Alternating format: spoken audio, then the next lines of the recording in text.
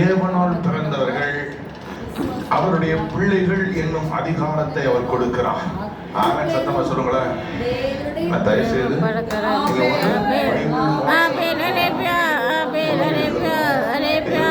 ஸ்கிரீன்ல உங்கள்கிட்ட தான் பேசுறேன். என்னை பாருங்க, கண்ணை திறந்து பாருங்க. இப்படிதான் எழுப்ப வேண்டியிருக்கு பாருங்க.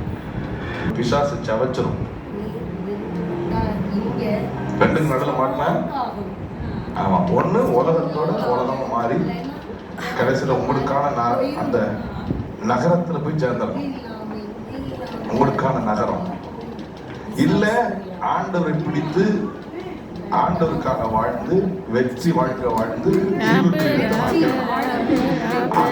இல்லாம கடனேன்னு கோயிலுக்கு வர்றாங்கிட்ட நான் சொல்றேன், நிச்சயமா அடி உண்டு. நிச்சயமா உங்களுக்கு இன்னைக்கு நான் நல்லா தாங்க இருக்கேன், எனக்கு பணம் இருக்கு, ஒரு நாள் ஆகும் உங்க பணம் காணாம உங்களுக்கு. யோசித்து பாருங்க. யோகு பயங்கர பணக்காரனா இருந்தான். எவ்வளவு நேரம் ஆச்சு, அடுத்தடுத்த துர்ச்செய்தி வந்துச்சு. அவன் எருதல் எல்லாத்தையும் இழந்துட்டு இருக்கான்.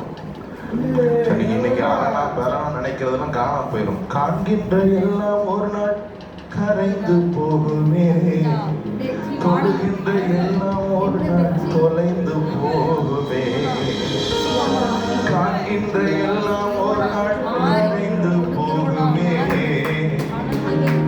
சொல்லுங்க, தொடுகின்ற எல்லாம் ஒரு நாள் தொலைந்தே போகுமே.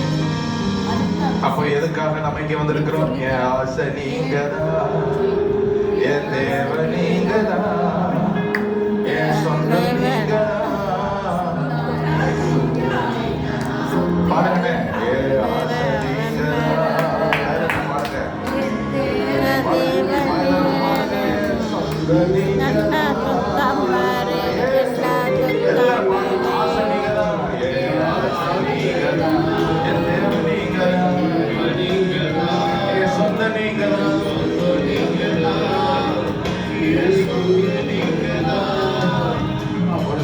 பேரை நான் எழுதி வச்சு ஜெபம் பண்ணிட்டு இருக்கேன். எதற்காக தெரியுமா? நீங்க எப்படியாவது வார்த்தையில வேறு பற்றி